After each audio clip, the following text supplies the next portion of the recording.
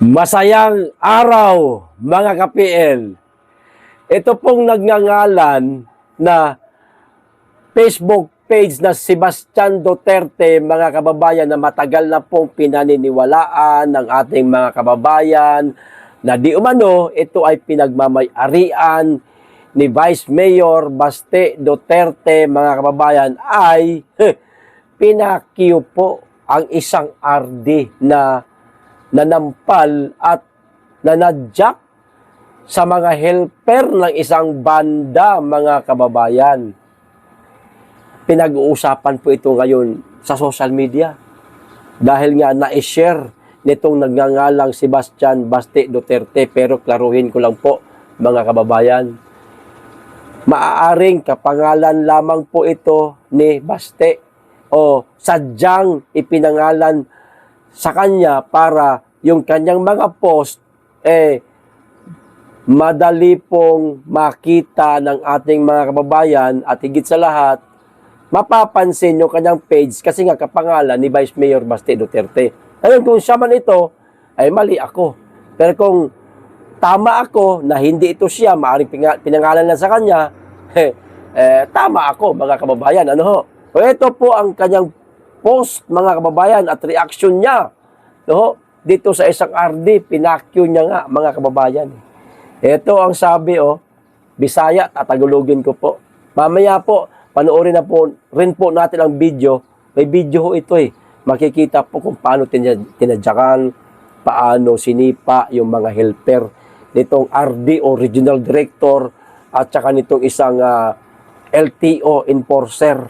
Ito ho ang sabi, naagyod mga taga-gobyerno na entitled kaayo maong gadungag kabulok sa atong nasod. Kinsa ka mang ardiha ka, pakyo nimo. Sa Tagalog pa, meron talagang mga kawani ng gobyerno na entitled masyado. Kaya sabay-sabay silang nabubulok sa ating bansa. Kung sino ka mang ardi ka, pakyo ka. Ngayon, ito naman po ang buong istorya nitong isang Facebook page, mga kababayan. Paano nangyari? Bakit sinampal yung mga helper nitong CRD at itong isang tawag dito, enforcer ng LTO. Ito ho, pakinggan po natin. Sa mga nagtatanong kung ano po ang dahilan ng pananampal at pananadyak sa bata. Ito na. Ayon sa kwento ng head boss o manager ng Freedom Band, kumakanta yung lalaki na bisita ng my birthday. So may isang lalaki, nakijamming siguro doon sa bandang Freedom Band. Kumakanta siya. Okay? Tapos, lumapit yung RD sa singer na babae na nakaupo. Ito na si RD. Ito na si Regional Director, mga kababayan. Lumapit na sa babaeng nakaupo, yung singer. Pero nakaupo lang, sabi niya, tabihan mo naman si sir habang kumakanta. Haplusin mo, kunwari, nilalandi mo.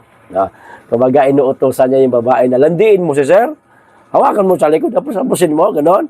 Pati dito sa yag balls. Wala namang yag balls na sinabi, mga kababayan. No. Pero hindi maganda yung kanyang ipinag-uutos. Gusto niyang mabastos yata itong babaeng singer.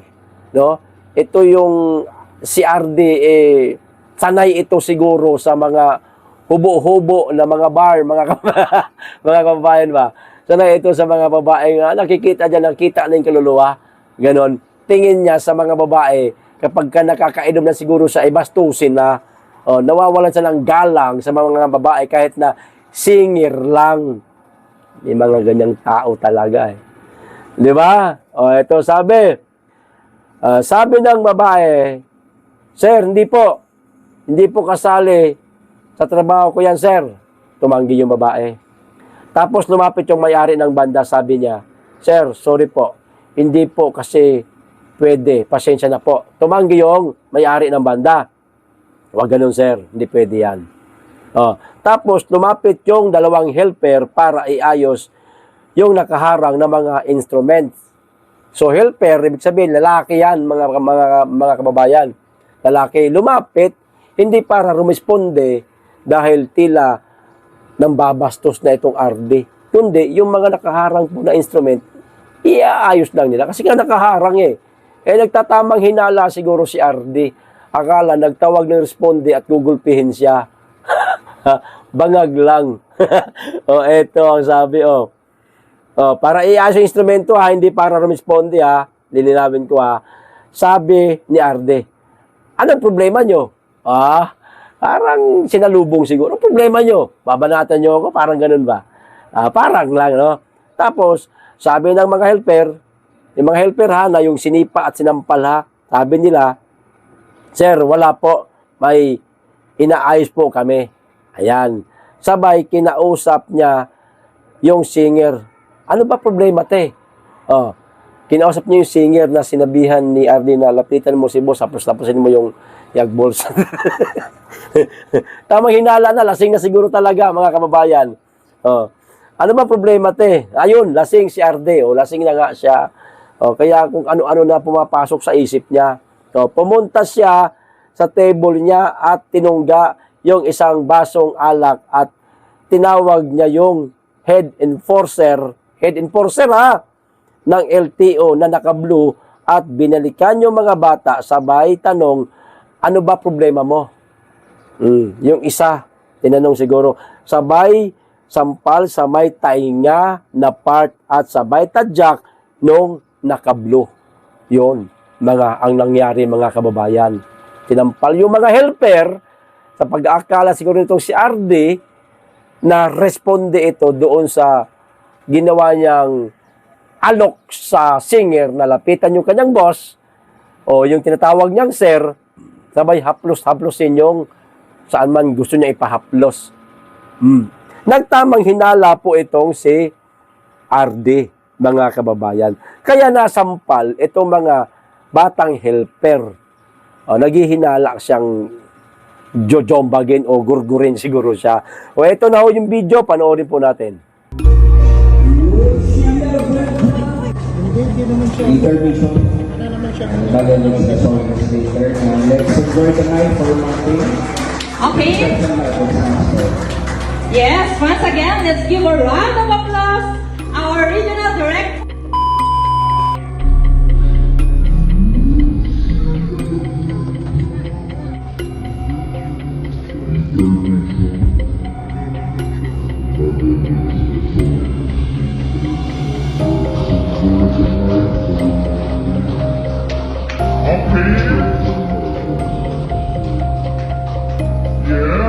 Once again, let's give a round of applause our regional director. Grabe naman ang ginawa mo, RD. Masyado ka namang madahas sa mga sibilyan. Pag pong ganon, sir, dahil ba ikaw mayroong daladalang ganon at yung mga batang sibilyan at helper pati walang kaya sa'yo, kaya parang minamaltrato mo. Ayan, parang ganun. Ganun ka na lang basta-basta makapanakit sa mga sibilyan. May mga kawani talaga ng gobyerno, mga kababayan, na dapat binibigyan ng aksyon. Dapat binibigyan ng tawag nito, ng lesson. Ayan, ika nga, mga kababayan, kung ano man ang karapat-dapat na kaparusahan na magiging kapalit nito, dapat gawin dito sa mga ito, mga kababayan. Dito kay RD at dito sa isang enforcer ng LTO. Ngayon, sa isang balita, mga kababayan, dito po sa Bulgar sa Cagayan, parang kinuha yata nila o pinick up nila itong pangyayari. No? At ito nga po, ang isa sa mga babasahin ko. Isa din po ito sa makapagbibigay linaw, mga kababayan, paano pa, karagdagang impormasyon ito sa mga naghanap nga. No? Sinampal at sinipa ang aming helper habang kami ay tumutugtog sa Polestar Hotel. Mga kawani pa naman po na kayo ng gobyerno. Ang isa sa helper namin ay nagpa-part-time lang para makaipon sa kanyang pag-aaral. Kami po ay maayos naman na musisya, musician, nagtatrabaho po kami ng maayos para makapagbigay at makadagdag ng saya sa mga events nyo. Sana naman po, huwag naman kayong basta-basta na lang manakit. Sana makarating po ito sa kinauukulan para mabigyan po ng hustisya ang mga biktima. Please share. Tagaland Transportation Office yung nanipa. Ayun, ang nanipa, mga Tagaland Transportation Office o LTO, mga kababayan. Ang tanging hiling lamang po nila, kaya sila lumantad sa social media, nag-post sa kanilang mga social media account, nagsumbong, baka nagsumbong dito sa bulgar sa Pilipinas, ay makamit po ang hustisya nitong ginawang paninipa at pananampal dito sa dalawang helper ng banda na walang kalaban-laban. Dapat sa ganitong klaseng mga kawani ng gobyerno, mga animal na ito, dapat binibigyan ito ng matinding parusa. Kung hindi man pagbayarin, mas mainam pang tanggalin na lang itong mga ito sa serbisyo nang sa ganun hindi lumaki lalo ang ulo. RD pa lang yan. Mas lalo na siguro kung nadagdagan na ang kanyang ranggo o tumaas pa ang kanyang ranggo. Mga babayan, baka mas lalo malala pa ito kay Diwata, malamang mga kababayan, baka mas matindi pa ito kay Diwata. Doon naman sa isang Facebook page na nagngangalang Sebastian Baste Duterte, maaaring naka-follow tayo doon. Pero ako, hindi po ako naniniwala, mga kababayan, na pinagmamay-arian nyo ni Mayor Baste Duterte o ni Vice Mayor Duterte. No? Hindi ko kiniklaim na siya may-ari niyan. Kumbaga, nakikita lang natin yung mga post niya, nagugustuhan natin, kasi nga, galit din siya sa mga ganitong klaseng kawani ng gobyerno. Ayos! So, hanggang dito lang. Maraming salamat. Mag-iingat kayo lagi. At higit sa lahat, mahalin natin ang Pilipinas.